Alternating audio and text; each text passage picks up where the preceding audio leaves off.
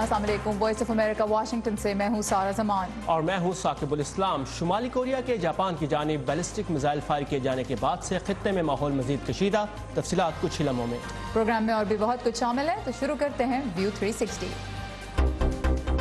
سیلابی پانی میں ڈوبے ہیوسٹن کی تازہ ترین صورتحال۔ Recovery will be a long and difficult road. Pakistan کی چھٹی مردم شماری کے اعداد و شمار کا جائزہ۔ اسلام آباد کے لیے ایک بہت بڑا چیلنج ہے۔ اور کیلیفورنیا میں ٹرانسجینڈر بچوں کا ایک سمر کیمپ۔ بین الاقوامی پابندیوں اور دباؤ کے باوجود شمال کوریا کی جانب سے میزائل تجربات کا سلسلہ جاری ہے۔ آج اس کا ایک بیلسٹک میزائل جاپان کی حدود سے گزرا ہے، جس کے بعد خطے میں کشیدگی بڑھ گئی ہے۔ مزید تفصیلات لیتے ہیں ندیم یعقوب سے۔ ندیم، بتائیے گا کہ جاپان اور امریکہ کی طرف سے اس پر کیا رد عمل سامنے آ رہا ہے؟ جیسا کہ آپ نے کہا کہ یہ بیلسٹک میزائل جو ہے وہ جاپان کی فضائی حدود سے گزرتا ہوا سمندر میں جا گرا۔ اس نے اپنی پرواز کے دوران 2700 کلومیٹر کا فاصلہ طے کیا اور یہ جاپان کا جو شمالی جزیرہ ہے ہوکائیڈو، اس کے اوپر سے بھی گزرا۔ یہ وہ جزیرہ ہے جہاں پر حال ہی میں امریکہ اور جاپان نے مشترکہ طور پر فوجی مشقیں کی ہیں۔ امریکہ جو ہے وہ جنوبی کوریا کے ساتھ بھی فوجی مشقیں ابھی کر رہا ہے۔ امریکی وزارت دفاع نے اس بارے میں تصدیق کی ہے کہ یہ میزائل جو تھا اس نے جاپان کی فضائی حدود کے اوپر سے پرواز کیا، اور ایک مختصر بیان نے پینٹاگون کے ترجمان نے کہا کہ یہ ہم اس پرواز کا جائزہ لے رہے ہیں۔ تاہم ترجمان نے یہ واضح کیا کہ اس بیلسٹک میزائل سے شمالی امریکہ کو کوئی خطرہ لاحق نہیں ہے۔ اس بارے میں مزید کیا رد عمل ہے، آئیے دیکھتے ہیں اس رپورٹ میں۔ جاپان نے کہا ہے کہ میزائل 3 ٹکڑوں میں بٹنے کے بعد بحر الکاہل میں گر کر تباہ ہو گیا۔ جاپانی وزیر اعظم شنزو ایبے نے کہا، یہ ایک ایسا شرمناک اور سنگین واقعہ ہے جو اس سے پہلے کبھی پیش نہیں آیا اور جو خطے میں امن اور سلامتی کو خراب کر رہا ہے۔ جنوبی کوریا نے شمالی کوریا کے تجربات کے جواب میں گزشتہ ہفتے ہی میزائل کے ایک تجربے کی ویڈیو جاری کی تھی۔ جنوبی کوریا نے تازہ تجربے کی سخت مذمت کرتے ہوئے کہا ہے کہ وہ امریکہ کے ساتھ مل کر اس صورتحال کا جواب دے گا۔ جنوبی کوریا کے صدارتی ترجمان نے کہا، وزیر خارجہ ٹلسن نے ہمارے وزیر خارجہ سے فون پر بات کرتے ہوئے کہا ہے کہ ایسے وقت میں جب مذاکرات کی بات ہو رہی تھی، شمالی کوریا کی جانب سے یہ ایک اشتعال انگیز تجربہ ہے۔ دونوں وزراء نے شمالی کوریا کے خلاف سخت اقدامات کے لیے سلامتی کونسل سے رجوع کرنے پر اتفاق کیا ہے۔ چند روز پہلے بھی شمالی کوریا نے 3 جو بیلسٹک میزائلز ہیں ان کا تجربہ کیا تھا۔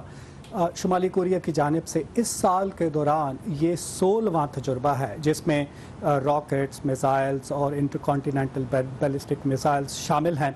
صدر ٹرمپ جو ہیں وہ پہلے بھی سخت لہجے میں شمالی کوریا کے بارے میں شمالی کوریا کو خبردار کر چکے ہیں۔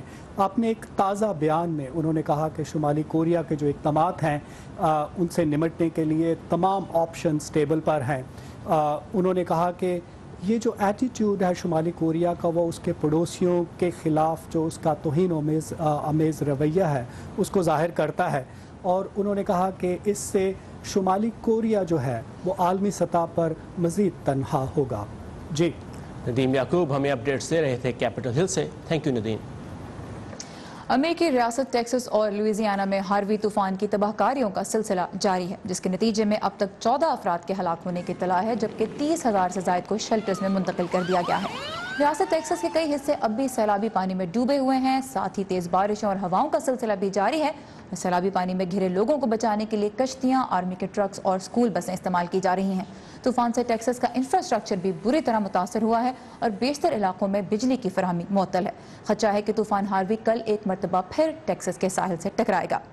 دوسری جانب صدر ڈونلڈ ٹرمپ آج سیلاب سے متاثرہ علاقوں کا دورہ کریں گے۔ صدر ان علاقوں کی بحالی کے لیے وفاقی فنڈز کی فراہمی کا اعلان بھی کر چکے ہیں۔ Recovery will be a long and difficult road, and the federal government stands ready, willing and able to support that effort. اس وقت ہمارے ساتھ ہیں ہیوسٹن سے وائس آف امریکہ کی نمائندہ سیلیا Mendoza. Celia, you're in Houston. Tell us a little bit about what you're seeing. What are the conditions like on the ground?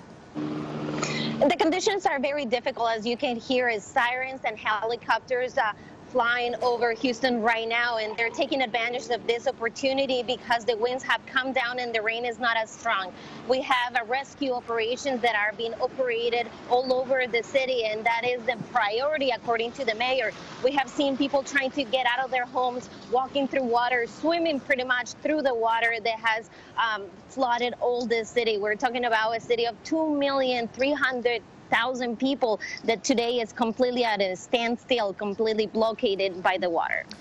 सेलिया ने हमें बताया कि शहर में ह्यूस्टन में इस वक्त हालात बहुत ख़राब हैं। हेलीकॉप्टर के ज़रिए फ़िज़ाई जायज़ा लिया जा रहा है। शहर की सड़कों पे लोग चल नहीं सकते। इस वक्त तैर के वो अपने आप को महफूज मकामात तक पहुंचाने की कोशिश करें। 20 लाख अफराद पर मुश्तमिल ये शहर इस वक्त मुकम्मल स्टैंड स्टिल पे आया हुआ है। कारोबारी ज़िंदगी मुकम्मल तौर पर इस वक्त रुका हुआ है। You talked a little bit about rescue efforts. Tell us a little bit more because we're hearing that shelters are reaching capacity.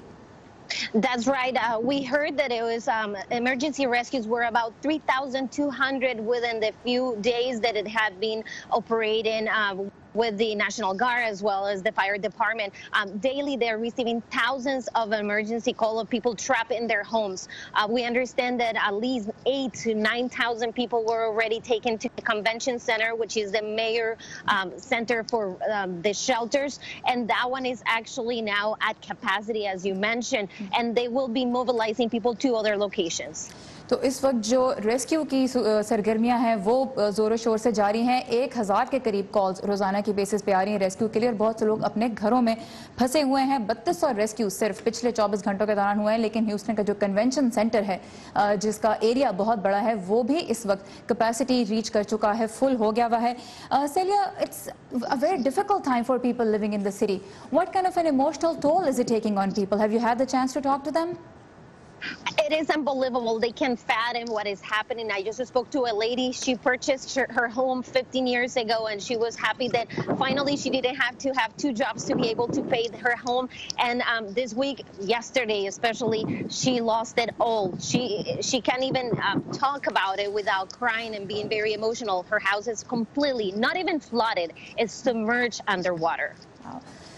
बहुत से लोग इस वक्त कह लीजिए कि इमोशनल तौर पे भी बहुत ही मुश्किल हालात से गुजरे हैं। सेलिया ने हमें एक ऐसी खातून के बारे में बताया जिन्होंने बहुत मेहनत करके अपना घर ख़रीदा था 15 साल पहले और वो खुश थी कि अब उन्होंने इस घर की तमाम पेमेंट्स कर दी हैं, लेकिन वो घर इस वक्त पानी में पूरी तरह से डूब चुका है और वो खातून नहीं जानती कि उनके साथ आगे क्या होगा। Lastly, does it look like the situation could get back to normal may be in a month और 6 months or could it take even longer?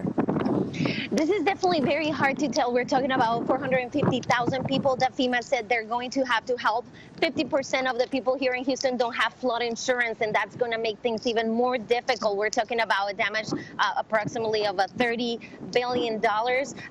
So we know that at least Thursday, they hope the rain is going to stop, but the process to recuperate, according to the FEMA director, is going to take years. तो शहर की recovery का जो process है वो कई साल ले सकता है। $30 अरब से ज़्यादा का नुकसान इस वक्त हो चुका है। Celia, thank you so much for this update and stay safe. Thank you. और पाकिस्तान में 19 साल बाद होने वाली मर्दमशुमारी पर हम बात करेंगे प्रोग्राम में आगे चलकर। इस बारे में रिपोर्ट्स और दुनिया भर से ताज़ा तरीन खबरों के लिए आइए हमारी वेबसाइट urduvoa.com पर, जहां आज आप सिंध के सहराई जिले थरपारकर के इलाके नंगर पार्कर में अपनी नौयत के पहले सियाहती रिजॉर्ट के खोले जाने के बारे में एक फीचर पढ़ सकते हैं। ऑलराइट, और आज के शो में एजुकेशन सेगमेंट भी शामिल है, लेकिन उससे पहले हम देखेंगे दुनिया के मुख्तलिफ हिस्सों से कुछ अहम वाक़यात की झलकियां वर्ल्ड व्यू में। ह्यूमन राइट्स वॉच का कहना है कि रोहिंग्या और राखीनी अक्सरियती आबादी वाले इलाकों से लिया गया ऐसा सैटेलाइट डाटा मौजूद है जिसमें बड़े पैमाने पर आतिशज़दगी देखी जा सकती है। दूसरी तरफ वेटिकन ने बयान जारी किया है कि पॉप फ्रांसिस इस साल क्रिसमस से कबल नवंबर में बांग्लादेश और म्यांमार का दौरा करेंगे। अफगानिस्तान के दारुल हुकूमत काबुल में एक बैंक के बाहर खुदकुश हमले में 5 अफराद हलाक और 9 जख्मी हो गए हैं। तालिबान ने हमले की जिम्मेदारी कबूल कर ली है। जनूब मगरबी सूबे में मिट्टी का तोता गिरने से कम 3 अफराद हलाक हो गए हैं, जबकि 32 अब भी लापता हैं। मुल्क के मगरबी इलाके में 1 माह कबल शुरू होने वाली बर्फबारी से दर्जा हरारत 0.5 डिग्री सेंटीग्रेड तक पहुंच गया। स्कॉटलैंड में एडनबर्ग इंटरनेशनल फेस्टिवल के इख्तिताम पर आतिशबाजी का शानदार मुजाहरा किया गया। 1 माह तक जारी रहने वाले इस फेस्टिवल में दुनिया भर से 53,000 मौसीकी और आर्ट्स की परफॉर्मेंसेस पेश की गयी। इस साल फेस्टिवल में रिकॉर्ड 25 लाख से ज्यादा अफराद ने शिरकत की। پاکستان میں چھٹی مردم شماری کے انعقاد کو سبھی حلقوں نے خوش آئند قرار دیا تھا، لیکن عبوری نتائج پر اب کئی سیاسی جماعتوں کی جانب سے تحفظات کا اظہار کیا جا رہا ہے۔ اس سے پہلے کہ ہم ان اعداد و شمار کا منصوبہ بندی اور معاشی ترقی کے تناظر میں جائزہ لیں، چلتے ہیں اسلام آباد، جہاں آبادی دیگر ملک کے مقابلے میں 2 گنا تیزی سے بڑھی ہے۔ شہر میں اس سے کیا تبدیلیاں آئی ہیں، بتا رہے ہیں محمد اشتیاق۔ اسلام آباد، جسے کبھی شہر خاموشاں سے تعبیر کیا جاتا تھا، جہاں سورج غروب ہونے کا مطلب ہوتا تھا کاروبار زندگی کا تھم جانا، آج اس اسلام آباد کی صرف یادیں ہی باقی رہ گئی ہیں۔ میں اسلام آباد میں پہلی مرتبہ جو آیا تو 1968 میں آیا تھا، تو اس زمانے میں اسلام آباد تو بہت چھوٹا تھا۔ محمد امین جیسے اسلام آباد کے پرانے رہائشیوں کے لیے اس شہر کی آبادی میں آنے والی تبدیلی کا مطلب ہے ضروریات زندگی کی سہولتوں کا سکڑنا۔ ایکچولی آبادی اتنی بڑی ہے تو اس کے حساب سے فیسلٹیز ایکسٹینڈ نہیں ہوئی ہیں۔ فیسلٹیز میں جیسے کہ میڈیکل فیسلٹیز ہے، ہاسپٹلز ہے، اسکولز ہے۔ اسکولز تو بڑے ہیں لیکن اسکول تو وہی آپ کے ماڈل اسکولز وہ زیادہ ہیں۔ ٹرانسپورٹ کا بہت بڑا پرابلم ہے اسلام آباد میں۔ unless and until you have your own car, you can't go anywhere۔ اسلام آباد بھی ایسا لگ رہا ہے جیسے راولپنڈی بن رہا ہے۔ یہ جتنی آبادی بڑھتی رہے گی مسائل بڑھتے رہیں گے ہمارے۔ اب آبادی بڑھنے سے یہ ہاسپٹل میں جاؤ، لینڈ کے اوپر کھڑو، صبح اگر کھلو گے تو شام کو کہیں تمہیں وار آئے گی۔ اسلام آباد کے میئر شیخ انصر عزیز کہتے ہیں کہ حالیہ مردم شماری کی رپورٹ سے یہ بات سامنے آئی ہے کہ اسلام آباد کے دیہی علاقوں میں نئی آبادیوں میں اضافہ ہوا ہے اور آبادی کی اس اکثریت کی ملازمتیں، کاروبار اور طبی سہولتوں جیسی بنیادی ضروریات تمام کا مرکز اسلام آباد ہے۔ ہمارے لیے یہ بڑے الارمنگ ہے، کیونکہ اسلام آباد کو اگر دیکھا جائے تو بیسیکلی جب یہ ڈیزائن ہوا تھا تو اتنی بڑی آبادی کے لیے یہ ڈیزائن نہیں ہوا تھا، اور اس کا جتنا ہمارا جتنے بھی ہمارے پرانے سیکٹرز ہیں، جتنا ہمارا انفراسٹرکچر ہے، تو ان کے اوپر بہت زیادہ آلریڈی وہ بڑا اوور لوڈڈ ہے۔ سماجی شعبے سے وابستہ سعدیہ بخاری کہتی ہیں کہ محدود وسائل کے ہوتے ہوئے پاکستان تیزی سے آبادی میں اضافے کا متحمل نہیں ہو سکتا۔ وہ جو 2 بچے ہی اچھے، اس کی بجائے میرا خیال ہے اب ہمارا سلوگن ہو جانا چاہیے کہ 1 بچہ ہی اچھا۔ میری تو یہی اپیل ہوگی کہ یہ جو اب الیکشن آ رہا ہے، اس میں جو پولیٹیشنز ہیں، ان کا جو مینیفیسٹو ہے اس میں یہ آبادی کے جو بڑھنے کی شرح ہے اس کو کم کرنا جو ہے وہ اپنے مینیفیسٹو میں شامل کریں۔ وفاقی دارالحکومت کی انتظامیہ کا کہنا ہے کہ بنیادی سہولتوں بشمول اسپتالوں کی تعداد کو بڑھانے پر کام کیا جا رہا ہے۔ محمد اشتیاق، وائس آف امریکہ، اسلام آباد۔ مردم شماری کے نتائج پر ہم بات کریں گے ہمارے آج کے مہمان عمار ملک سے، جو کہ واشنگٹن کے اربن انسٹیٹیوٹ سے وابستہ ہیں۔ Ammar, welcome to view 360۔ 2017 کی جو مردم شماری کے نتائج آئے ہیں اس میں تقریباً 21 کروڑ کے قریب پاکستان کی پاپولیشن ہے۔ مردوں کی تعداد تھوڑی سی زیادہ ہے خواتین کے مقابلے میں۔ گروتھ ریٹ 2.4% کا آیا ہے۔ یہ بتائیے کیا پاکستان کے سائز کی اکانومی کے لیے یہ گروتھ ریٹ کیا معنی رکھتا ہے اور پاکستان کو کن ملکوں سے کمپیئر کرنا چاہیے؟ نظر یہ آ رہا ہے کہ پاکستان میں آبادی کی جو شرح ہے اضافے کی وہ بہت زیادہ ہے۔ اگر آپ بھارت سے موازنہ کریں یا بنگلہ دیش سے موازنہ کریں تو پچھلے 10 سے 20 سالوں میں ان ممالک میں اس میں کمی آئی ہے، جبکہ پاکستان 2.4% سے بڑھ رہا ہے، جو کہ بہت زیادہ ہے۔ اگر آپ ایک مثال دیکھیں تو بنگلہ دیش اور پاکستان کا موازنہ کریں، 1971 میں جب بنگلہ دیش کا قیام ہوا تو اس وقت دونوں مشرقی اور مغربی پاکستان کی آبادیاں تقریباً برابر تھیں۔ آج بنگلہ دیش کی آبادی پاکستان سے تقریباً 3 کروڑ کم ہے۔ تو اس کا مطلب یہ ہے کہ پاکستان میں آبادی کو کم کرنے کے جو پروگرام متعارف کرائے گئے تھے 1990 کی دہائی میں، وہ ابھی تک ان میں کوئی خاص ہمیں اس کا اثر نظر نہیں آ رہا۔ اور اگر آبادی کی بات کریں تو 64% آبادی پاکستان کی رورل ایریاز میں ہے، اور اگر گروتھ کی بات کریں تو جو اربن گروتھ ہے وہ رورل سے زیادہ ہے۔ تو یہ کیا معنی رکھتا ہے پاکستان جیسے ملک کے لیے کہ جو رورل آبادی ہے وہ زیادہ ہے لیکن اربن میں گروتھ زیادہ ہو رہی ہے؟ تو کیا اس کا مطلب کیا ہے پاکستان کی اکانومی کے لیے، پاکستان کے لیے؟ یہ بہت اہم نقطہ آپ نے اٹھایا ہے. دیکھیں ایک طریقہ تو یہ ہے اس کو دیکھنے کا کہ پاکستان میں ابھی بھی شہری علاقوں کی آبادی صرف 36% ہے اور یہ کافی کم تصور کی جا سکتی ہے. لیکن اس میں ایک بہت بڑا مسئلہ یہ ہے کہ ہمارا بیورو آف اسٹیٹسٹکس کس طریقے سے شہری اور دیہی علاقوں کا تعین کرتا ہے, اس پہ تھوڑی بات کرنے کی ضرورت ہے. اگر آپ اسلام آباد کی آبادی کا موازنہ کریں 1998 اور 2017 کے درمیان تو آپ کو نظر آئے گا کہ دیہی علاقوں کی آبادی بڑھ گئی ہے اور شہری علاقوں کی آبادی کم ہو گئی ہے. تو اس سے آپ کو صاف نظر آتا ہے کہ جو بھی اسلام آباد کو جانتا ہے وہ یہ جانتے ہیں کہ شہر کی جو ہے وہاں پہ دیہی علاقوں کی بہت کمی ہے. تو اس میں ہمیں یہ ضرورت ہے یہ اس چیز کی نظر ثانی کرنے کی. ہاں ہمیں تھوڑا سا ہمیں آپ کے مائک کا ایشو ہو رہا ہے. آپ کا مائک ہاں آپ اس طرح پکڑ لیجئے, یہ تو لائیو ٹی وی میں اس طرح ہوتا ہے. اچھا پاپولیشن, ایک تو یہ ایشو ہو گیا کہ کلاسیفیکیشن رورل کی اور اربن کی ایک کنٹروورشل ایشو بھی ہے اس وقت سیاسی حلقوں میں پاکستان میں بھی اس کو لے کے بہت بحث کی جا رہی ہے. لیکن دوسرا ایشو جس پہ ہم بات کرنا چاہیں گے وہ پاپولیشن پروجیکشن کا ہے. بات یہ کی جا رہی ہے کہ جس ریٹ سے پاکستان کی پاپولیشن گرو کر رہی ہے 2050 تک تو 50 کروڑ پہ پہنچ جائے گی. کیا ترقی کی شرح ہو پاکستان میں جو اس پاپولیشن کو سسٹین کر سکے؟ دیکھیے پاکستان کی آبادی کی ایک اور بہت اہم پہلو یہ ہے کہ ہماری ایک بہت ہی نوجوان آبادی ہے. 60% سے زیادہ لوگ ابھی 30 سال کے نہیں ہوئے. اس کا مطلب یہ ہے کہ ہر سال لاکھوں کے حساب سے لوگ لیبر فورس کا حصہ بن رہے ہیں اور ان کو نوکریوں کی ضرورت ہے. اس حساب سے میرا یہ اندازہ ہے کہ 7 سے 8% تک اگر ہماری اقتصادی ترقی نہ ہوئی اگلے 15 سے 20 سالوں میں تو ہماری جو بے روزگاری کی شرح ہے اس میں اضافہ ہوگا. اور یہ ظاہر ہے بہت خطرناک چیز ہے جب نوجوان لوگ گھر بیٹھتے ہیں اور بے روزگار ہوتے ہیں تو معاشرے میں بہت سی منفی پہلو سامنے آ سکتے ہیں. فلپ سائڈ بھی ہے اس آرگیومنٹ کی ایک, اور وہ یہ ہے کہ یہ لینئر پروجیکشنز ہیں جو ایک اسٹریٹ فارورڈ لائن میں جا رہی ہیں تو یہ ریئلسٹک نہیں ہیں کیونکہ آبادی اس طرح نہیں بڑھتی کہ مسلسل ایک ہی لائن میں بڑھتی جا رہی ہے. اس کے ساتھ ساتھ اور بھی بہت سے عوامل ہیں جن کو فیکٹرنگ کرنا چاہیے. کیا ہیں وہ عوامل جن کو دیکھنا ضروری ہے؟ ہمیں اقتصادی سٹرکچر جو ہے, جو ڈھانچہ ہے ہماری اکانومی کا, اس پہ غور کرنے کی ضرورت ہے. ہوتا عموماً یہ ہے کہ جب ممالک زرعی سے غیر زرعی سٹرکچر کی طرف آتے ہیں تو آبادی شروع میں آبادی کی شرح بڑھنے کی زیادہ ہوتی ہے, لیکن جوں اب جو ہے اقتصادی ترقی آتی ہے, لوگوں کے پاس پیسے آتے ہیں, لوگوں کی بنیادی ضروریات پوری ہوتی ہیں تو آبادی بڑھنے کا تناسب جو ہے وہ کم ہوتا ہے. تو یہ جو تھیوری ہے یہ ہمیں بہت زیادہ صاف نظر آئی ہے دنیا کے بہت سے ممالک میں, اور ہوگا یہ کہ جوں پاکستان کی معیشت ترقی کرے گی تو آبادی بڑھنے کی شرح خود بخود کم ہوتی چلی جائے گی. اس وقت آبادی کو کنٹرول کرنے کا طریقہ, مؤثر طریقہ کیا ہے؟ فیملی پلاننگ, تعلیم اور ترقی کے مواقعوں کا زیادہ پیدا کیا جانا, کیا ہے آپ کے خیال میں؟ جی یہ دونوں چیزیں میرے حساب سے بہت اہم ہیں. میرے خیال میں لوگوں میں شعور بیدار کرنا بہت ضروری ہے.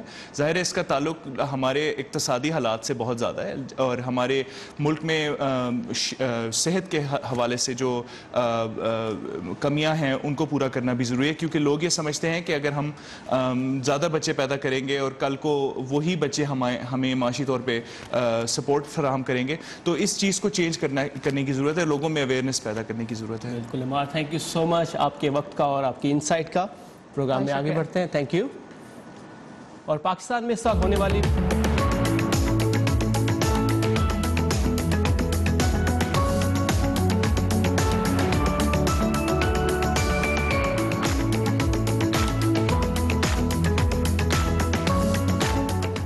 پاکستان میں اس سال ہونے والی مردم شماری کے ریزلٹس پہ ہم نے بات کی اور یہ پہلا موقع تھا جب سینسس میں ٹرانسجنڈر کمیونٹی کو بھی شامل کیا گیا.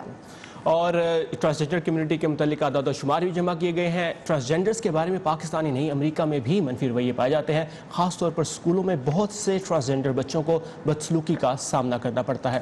آج ایجوکیشن سیگمنٹ میں چلتے ہیں ریاست کیلیفورنیا کے ایک ایسے سمر کیمپ میں جو خاص ایسے ہی بچوں کے لیے قائم کیا گیا ہے. رینبو ڈے کیمپ ایک طرف بچوں کو پڑھائی کے معمول سے ہٹ کر کچھ خوشگوار وقت گزارنے کا موقع دیتا ہے, دوسری طرف یہ انہیں معاشرے میں مختلف نظر سے دیکھے جانے والے رویوں سے بھی کچھ دیر کے لیے نجات دیتا ہے. یہ 4 سے 12 سال کے بچے ٹرانسجنڈر ہیں. یہاں یہ اپنے لیے اپنی مرضی کا اسم استعمال کر سکتے ہیں اور اپنے جیسے بچوں اور بڑوں سے مل سکتے ہیں. They're following their creative interests. ان کی توجہ یہاں صرف اپنی تخلیقی دلچسپیوں پر ہے اور ان پر کسی قسم کے تعصب کے رویے کا دباؤ نہیں. And build community with other people who understand the same life experience. اسی کمیونٹی کو مد نظر رکھتے ہوئے سینڈرا کالنز نے 2 سال قبل یہ کیمپ شروع کیا. میں کہا کرتی تھی کہ میں نے یہ کیمپ اس تکلیف دہ تجربے کے رد عمل میں شروع کیا، لیکن پھر ایک دوست نے مجھے اس سوچ کو بدل کر یہ رائے قائم کرنے کی حوصلہ افزائی کی کہ اسے میں نے دراصل محبت اور اپنی بیٹی اور اس جیسے دوسرے بچوں کے لیے ایک محفوظ مقام بنانے کے لیے شروع کیا. امریکہ میں ان جیسے بہت سے بچے ہیں جو سائیکالوجسٹ ڈائن انہرسیفٹ کے لیے کوئی حیرانی کی بات نہیں. ہمیں 1-2 سال کے بچے سے یہ تو توقع ہوتی ہے کہ وہ اپنی شناخت ایک لڑکے یا لڑکی کے طور پر کر سکے، تو ٹرانسجینڈر بچوں سے ہمیں یہ توقع کیوں نہیں ہوتی کہ انہیں اس چیز کا احساس ہو؟ مولی میکسویل کا کہنا ہے کہ ان کے ساتھ بھی یہی ہوا جب ان کا بچہ چھوٹا تھا. جب اس نے بولنا سیکھا اور بولنے لگی تو یہ زور دیتی تھی کہ یہ لڑکا نہیں ہے، یہ لڑکی تھی اور خود کو لڑکی کہتی تھی. مجھے اپنی بیٹی کو کھونے کا ماتم کرنے کے ساتھ اپنے بیٹے کو خوش آمدید کہنا اور اس کو جاننا بھی تھا. جیسے ہی وہ مکمل طور پر لڑکا بنا وہ پہلے سے زیادہ خوش اور پر اعتماد تھا. اور اس کیمپ کے 60 بچے اس موسم گرما میں یقیناً پہلے سے زیادہ خوش ہیں. I like to be who I am and it's not fun to be who I am not. فیڈ لیپیڈوس کی رپورٹ کے ساتھ نیلوفر مغل، اردو VOA. سارا اب جگنوں کی بات کرتے ہیں. پیارے پیارے بچوں کے بعد پیارے پیارے جگنوں. بالکل دنیا کے ہر حصے میں پائے جاتے ہیں، لیکن کچھ علاقے ایسے ہیں جہاں جگنوں کی وہ اقسام پائی جاتی ہیں جو مل کر ایک ہی ربط میں اپنی روشنی بکھیرتے ہیں. اور ایسی ہی ایک جگہ ہے امریکی ریاست ٹینیسی کا پہاڑی علاقہ جہاں جگنوں کی روشنی سے بھرا ایک بہت ہی حسین منظر دیکھنے کو ملتا ہے. آپ بھی دیکھیے. دنیا بھر میں جگنوں کی 2000 سے زائد اقسام پائی جاتی ہیں اور آپ انہیں تقریباً ہر جگہ ہی دیکھ سکتے ہیں. لیکن جگنوؤں کی ایک مخصوص قسم ہے جو امریکی ریاست ٹینیسی کے شہر ایلکمنٹ میں واقع گریٹ اسموکی ماؤنٹینز میں ہزاروں لوگوں کی توجہ کا مرکز ہے، جو ہم آہنگ روشنی کا یہ حسین منظر دیکھنے کے لیے جمع ہوتے ہیں. اس علاقے میں جگنو زمانے قدیم سے موجود ہیں، لیکن 90 کی دہائی کے وسط میں یہ لوگوں کی توجہ کا مرکز بنے. اس وقت یونیورسٹی آف جارجیا کا ایک طالب علم جگنوؤں کے بارے میں ریسرچ کر رہا تھا.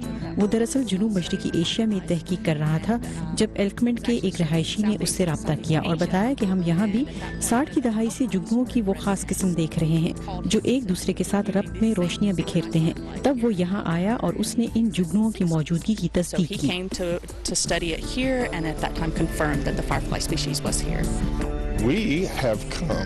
ہم یہاں جگنوؤں کو ایک ساتھ چمکتا ہوا دیکھنے آئے ہیں. ہم رات ہونے کا انتظار کر رہے ہیں تاکہ اندھیرے میں انہیں بہتر طور پر دیکھ سکیں. So it's supposed to be really cool because they all like thousands and thousands of fireflies just like flash together. جگنوؤں کی ایک قسم فورٹینس کیرولینس گریٹ اسموکیز میں پائی جاتی ہے. ان کا بریڈنگ سیزن موسم بہار کے اختتام پر شروع ہوتا ہے جو 2 ہفتے تک جاری رہتا ہے. اگر نر جگنوؤں کی بڑی تعداد بریڈنگ سیزن کے دوران باہر نکلتی ہے تو وہ بیک وقت چمکنا بھی شروع کر دیتے ہیں. مادہ جگنو زمین پر رہتے ہیں اور وہ بھی ربط میں چمکتے ہیں. They will flash 5 times, blink, blink, blink, blink, blink, and then stop. They light up blue and green. They're very pretty. جگنو کا بچہ بڑا ہونے کے بعد صرف 21 دن جیتا ہے اور اس دوران اس کا ایک ہی مقصد ہوتا ہے، ایک ساتھی کی تلاش. ماشا مورٹن کے ساتھ سحر ماجد، اردو VOA. اور یہاں پہ ختم ہوتا ہے ہمارا آج کا ویو 360. فیڈ بیک کے لیے آئیے facebook.com/VOA اردو پر جہاں آپ ہمیں میسج کر سکتے ہیں، جبکہ ہم سے رابطے کے لیے ٹویٹر پر ہمارا ہینڈل ہے @urduvoa. کل تک کے لیے ہمیں اجازت دیجیے. خدا حافظ.